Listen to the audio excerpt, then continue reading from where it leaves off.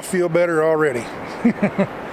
Sorry about yesterday's video. I was a little, I don't know, put out, or not put out, what's the word?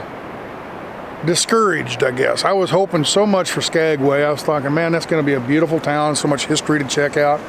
I get off the ferry and I come up into town. I'm thinking, okay, this is going to be interesting tomorrow when I walk up the boardwalk streets. The sidewalks and everything are all boardwalked. And I just thought, boy, this is going to be interesting. I get up this morning and nothing but 3 boatloads of tourists walking all over the place. And I know I'm a tourist too, but it's just, there's a point where 1 or 2 tourists, but 10,000 tourists, you know. I don't know how many of those boats carry, 2,000 or 3,000 a piece, you know. And it just seemed like Disneyland. But I come up here, I'm liking this. This is the when the miners, the what they call the stampeders for the gold rush back in the day, like 1897, I think it was, 98. They had gold up there in there.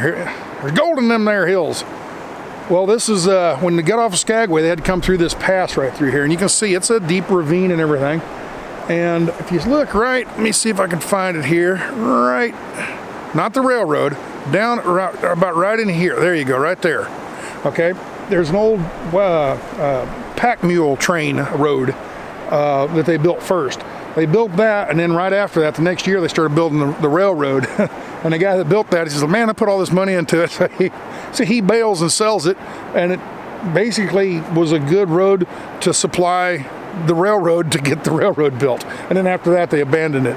But that first year, you always hear about the gold rush in coming up through Skagway and Dead Horse Pass. I guess there was a real steep, I'm not sure exactly where that's at. I'm going to try to find that. But it's just real steep, and the horses would get up to the top of it and they'd be so exhausted they just died. So they died, and there was just like this big old cliff, and they just throw the horses off there. It's called Dead Horse Pass. And I'm going to try to find that place. I'm not sure where it's at. I'm going to do a little research. But as you can tell, I'm in a lot better mood now that I got out of town. It's the same day. Yesterday's video was just a couple hours ago. I got up here, and it's just, this is the kind of stuff I like. Stopping on the side of the road and looking at a beautiful scenery, and there's a railroad, and if I wait long enough, a train will come by. It's at White Pass lines, and and you can hear the river. You can't see it, but you can hear the river, the rapids roaring down through there. And I'm in better spirits. So I'm sorry about yesterday's video, but let's go see what else we can find going up the hill here. This road kind of peaks and it goes down a little bit of valley and then goes up higher. It works its way all up to White Horse Pass, which is about a White Pass, something like that. Well, we're almost to the top. White Pass is just around the corner up here a little bit farther, but I couldn't stop or couldn't pass this one up. This little pull-off area, looking over the highway comes up, goes across the bridge here. It's called Moore Creek Bridge. It was put in 1976. This road here, all that was built. Moore Creek was named after